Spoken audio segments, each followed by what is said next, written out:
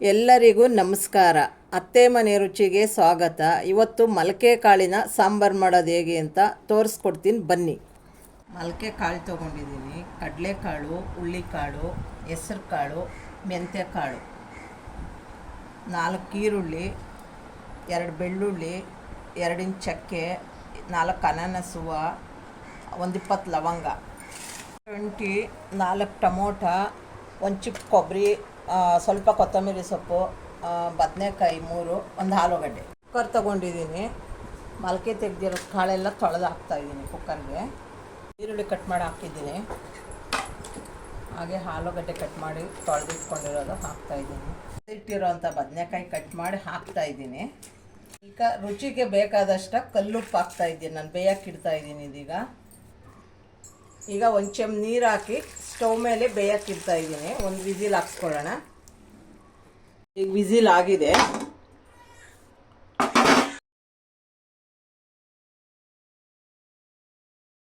ನೀಟಾಗಿ ಬೆಂದಿದೆ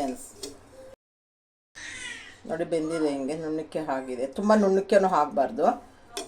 ಒಂದು ಕೂಗು ಹಾಕ್ಸಿದ್ದೀನಿ, ಆಗಿದೆ. ಈಗ 1 ಟೇಬಲ್ ಸ್ಪೂನ್ ಎಣ್ಣೆ ಹಾಕ್ಕೋತಾ ಇದ್ದೀನಿ ಬಾಣಲಿ ಇಟ್ಕೊಂಡು.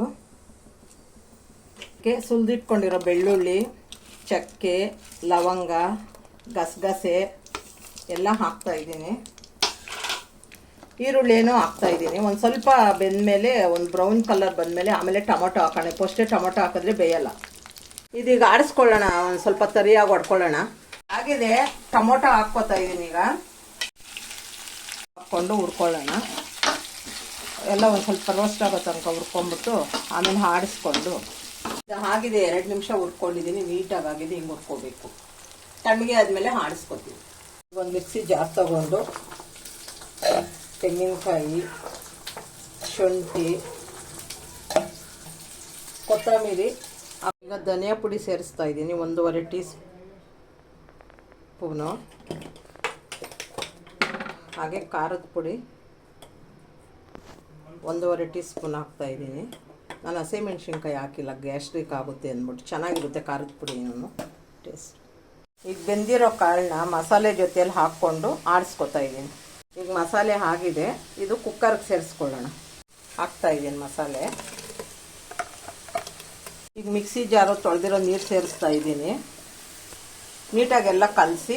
ನಿಮಗೆ ನೀರು ಎಷ್ಟು ಪ್ರಮಾಣದಲ್ಲಿ, ಈಗ ಒಂಚೂರು ಟೇಸ್ಟ್ ಮಾಡಿ. ಉಪ್ಪು ಖಾರ ಕಮ್ಮಿ ಇದೆ, ಈಗ ಸೇರಿಸ್ಕೊಳ್ಳಿ ನಿಮ್ಗೆ ಎಷ್ಟು ಬೇಕೋ ಅಷ್ಟು.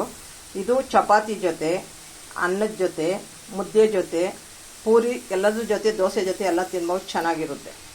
ಇದೀಗ ಒಂದು ವಿಸಿಲ್ ಹಾಕ್ಸ್ಕೊಂಡು ಆಮೇಲೆ ಒಗ್ಗರಣೆ ಮಾಡ್ಕೊಳ್ಳೋಣ. ಈಗ ಇದಾಗಿದೆ. ಓಪನ್ ಮಾಡೋಣ.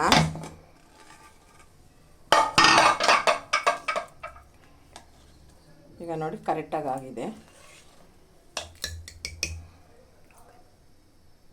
ಒಗ್ಗರಣೆ ಹಾಕ್ಕೊಳ್ಳೋಣ. ಈಗ ಒಗ್ಗರಣೆ ಹಾಕ್ಕೊತಾ ಇದ್ದೀನಿ. ಇದೀಗ ಆಗಿದೆ. ಸರ್ವ್ ಮಾಡ್ಕೊಳ್ಳೋಣ.